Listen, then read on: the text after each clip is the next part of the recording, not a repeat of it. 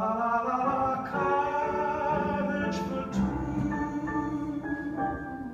Blah, blah, blah, blah, blah. Darling, with you.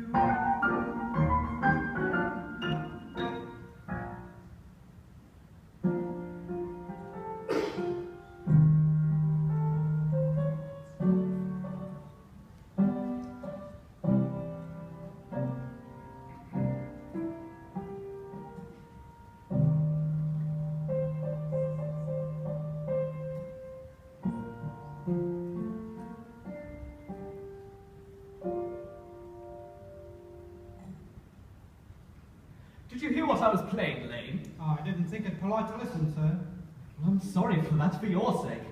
I don't play accurately. Anyone can play accurately. But I play with such wonderful expression. As far as the piano is concerned, sentiment is my forte. I keep science for life. Yes, sir. And speaking of the science of life, have you got the cucumber sandwiches cut for Lady Bracknell? Oh, yes, sir. Oh. By the way, Lane, I saw from your book that on Thursday night, when Lord Shorman and Mr. Worthing were dining with me, you entered in 8 bottles of champagne as having been consumed. Yes, sir. 8 bottles and a pint. Why is it in a bachelor's establishment the servants invariably drink all the champagne? I merely ask for information. I attribute it to the superior quality of the wine, sir. I've often observed in married households that the champagne is rarely of a first-rate brand. Good heavens, is marriage so demoralising as that? Oh, I believe it is a very pleasant state, sir. I've had little experience of it myself up to present.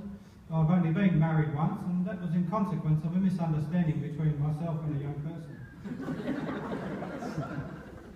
I don't know if I'm much interested in your family life, Lane. No, sir, it's not a very interesting subject, and I never think of it myself. Very natural, I'm sure. That'll do, Lane, thank you. Thank you, sir. Really, Lane's views on marriage seem somewhat lax. If the lower orders can't set a good example for us, then what's the use of them? I find as a class they seem to lack any sense of moral responsibility. Mr. Earnest Worthing.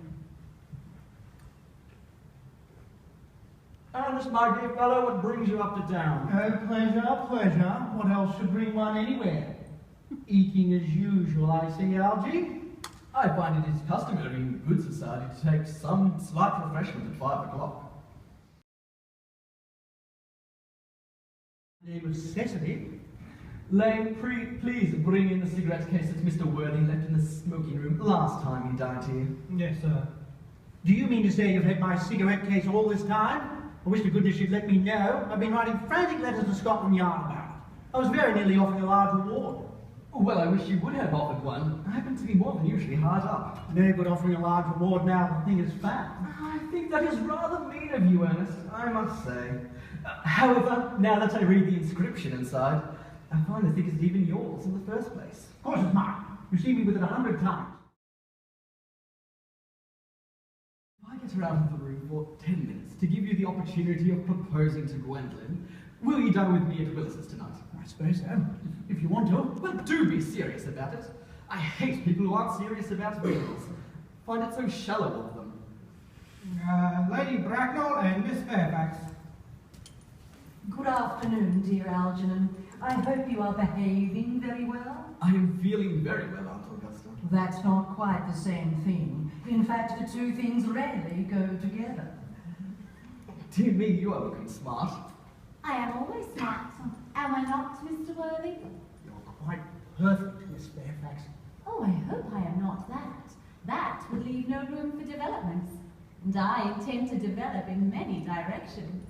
I'm sorry if we are a little late, Algernon, but I felt obliged to call on dear Lady Harbury. I had not been there since her poor husband's death. I never saw a woman so altered. She looks quite 20 years younger. And now I'll have a cup of tea and one of those nice cucumber sandwiches you promised me. Certainly, Aunt Augusta. Won't you come and sit here, Gwendolyn? Thanks, Mamma. I'm quite comfortable where I am. Good heavens, Lane, where are the cucumber sandwiches? I had them ordered specially. There were no cucumbers at the market this morning, sir. I went down twice. No Cucumbers? No, sir, not even for ready money. That'll do, Lane, thank you. Thank you, sir.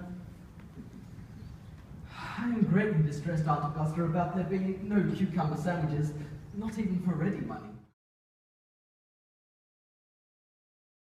Miss Fairfax. Gwendolyn, upon my word! Algie, kindly turn your back. I have something very particular to say to Mr. Worthing. Really, Gwendolyn, I don't think that I can allow this. Algie, you have always adopted a strictly immoral attitude towards life. You are not quite old enough to do that.